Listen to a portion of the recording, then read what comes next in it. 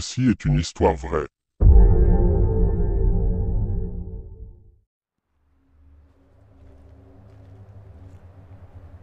C'était très récent, il y a 6 jours pour être exact. Je suis un grand fan de randonnée ou tout simplement des promenades dans les bois. Les seules fois où j'y vais seul c'est quand je suis dans les bois près desquels je vis. Ce jour-là je n'y étais pas. J'étais avec mon ami Lars dans une promenade à environ 3 heures de chez moi. Nous avions prévu d'explorer, de voyager et de rester dans des motels pendant ce temps. Ce jour-là, nous avons décidé de nous promener dans une zone populaire pour les personnes qui, comme moi, aiment se promener dans les bois. Le problème, c'est que ces bois étaient gigantesques, mais pas vraiment un mauvais signe ni un problème pour nous. Nous adorons explorer, nous étions donc ravis. Il n'y avait pas grand-chose, mais c'était joli. Nous avons échappé à la foule mais de temps en temps nous voyons quelqu'un passer.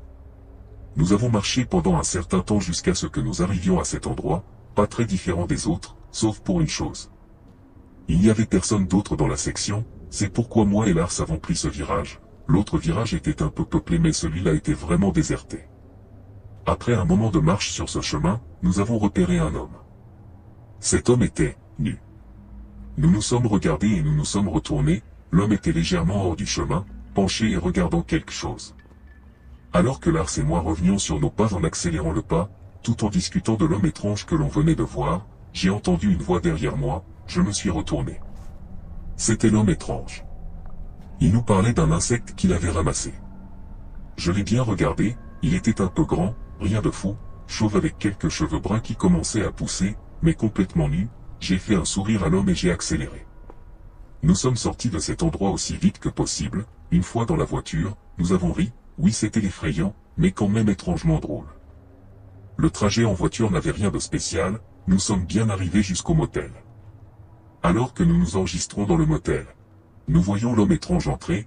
Il était un peu difficile à reconnaître compte tenu du fait que maintenant il avait des vêtements. Juste des vêtements déchirés. Il attendait derrière nous dans la file d'attente. Une bonne chose que nous ayons presque fini de nous enregistrer parce que dès que nous l'avons fait, nous sommes allés directement à notre chambre et l'avons verrouillé sans réfléchir. Maintenant, c'était vraiment effrayant.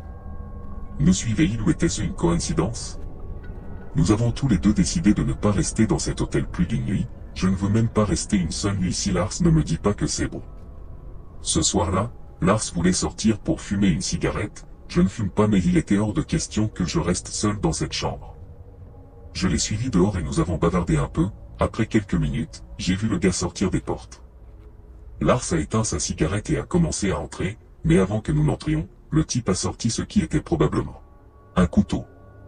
Ou quelque chose d'autre de tranchant. Il faisait sombre, je pouvais à peine voir, et a commencé à découper sa manche et son bras. J'ai vu du liquide couler sur le sol et j'ai immédiatement su que c'était du sang. Je me suis précipité dans le hall et Lars a eu l'idée de me suivre. Nous avons alerté le personnel mais le temps que quelqu'un sorte, il avait disparu. Aujourd'hui encore, je me pose tant de questions. Est-ce qu'il nous a suivis? Pourquoi était-il nu? Pourquoi se faisait-il ça à lui-même? Je ne connaîtrai probablement jamais la réponse, mais honnêtement, je suis toujours effrayé. Je ne sais pas ce que je ferai si je le revois, mais j'espère ne pas avoir à y penser.